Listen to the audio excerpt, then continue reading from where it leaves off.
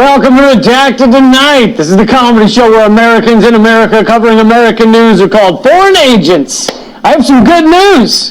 Through their greed, incompetence, and hubris, our U.S. government, our corporate slime balls with ties on, are speeding up the end of the American empire. An empire that has brought death and destruction around the world. I know that doesn't make a pandemic any more fun.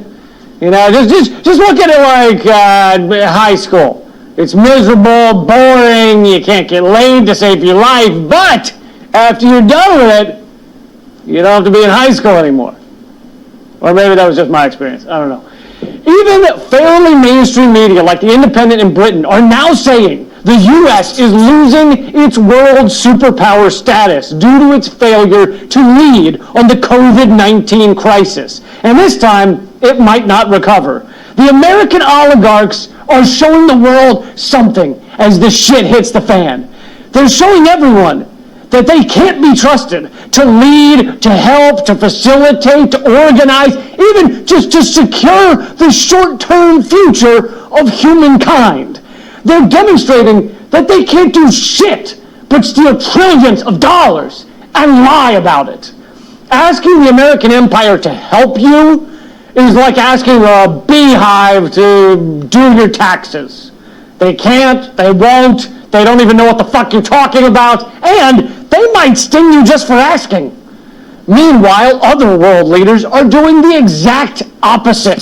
The UN General Secretary Antonio Guterres called for an immediate global ceasefire in all corners of the world. The U.S., on the other hand, has called for more war. Economic war in Venezuela and Iran, bombing in Yemen and Afghanistan and more. They consider it to be essential work to perpetrate endless war against countries that just want to be left alone.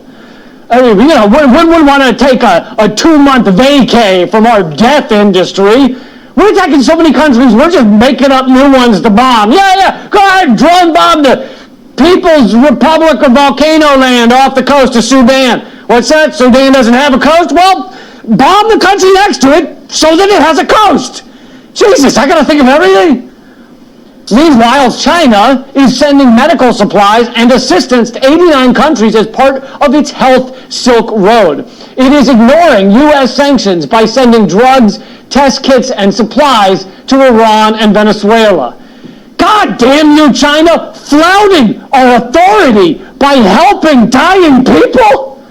You knew helping people was the one thing we won't stand for, other than a food source that doesn't offer a deep-fried option.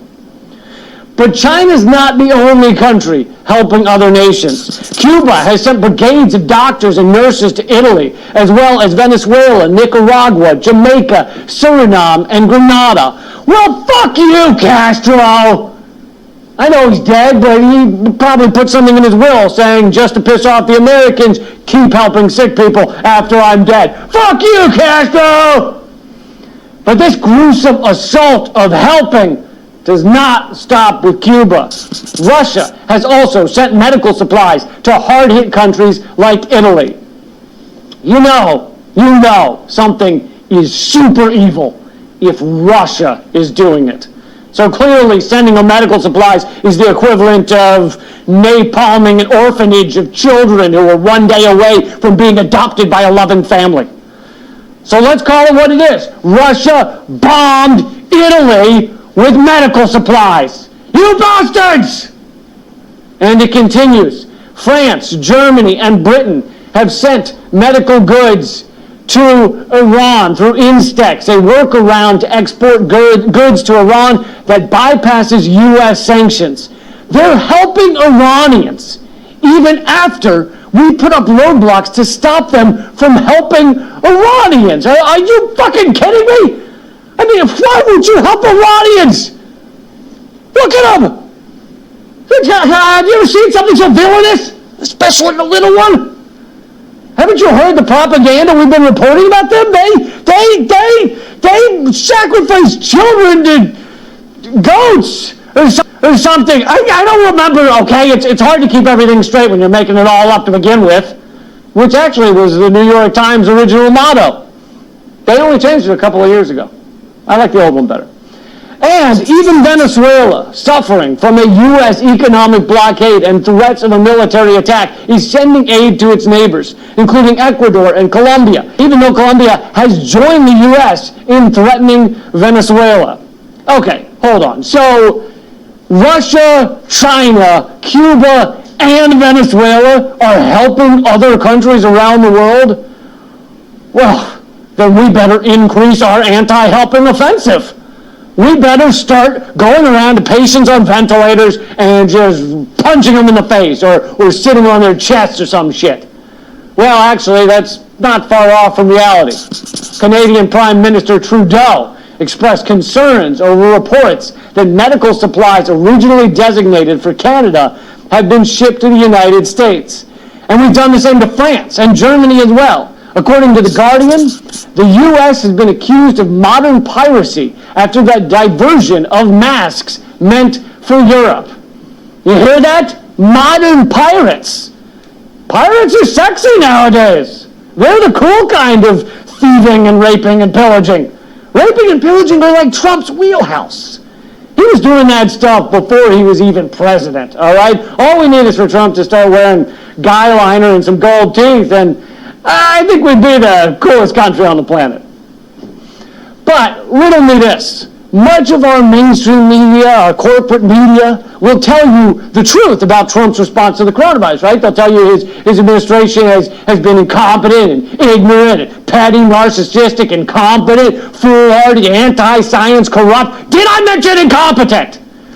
So, if that's what the Trump administration is when it comes to a pandemic, why do those same corporate news shows tell you to fall in line for all the pro-war, pro-death and destruction foreign policies coming from the Trump administration? Look, the behavior of our ruling sociopaths during this moment and the media that supports them spells the end for the empire. Back to Patrick Cockburn at The Independent. Yes, his name is Cockburn, and I'm above commenting on it, I think. He said the U.S. may be reaching its Chernobyl moment as it fails to lead in combating the coronavirus epidemic. As with the nuclear accident in the Soviet Union in 1986, a cataclysm is exposing systemic failings that have already weakened U.S. hegemony in the world. Whatever the outcome of the pandemic, nobody is today looking to Washington for a solution to the crisis. No one is looking to us for leadership in dealing with a global virus, in dealing with an economic crisis, in foreign policy, in domestic policy, in how to not smell like rotting swamp rat policy. All of them. No one's looking at us. Nations around the world are scrambling to do the opposite of anything the United States does. And as our empire winds down, it's time for us all to become a rational, science-based global community that lives for equality and sustainability instead of greed and aggression. But if that fails, at least we have deep-fried Oreos. Coming from Washington, D.C., the Belly to Beast is redacted tonight. Let's roll! Let's roll!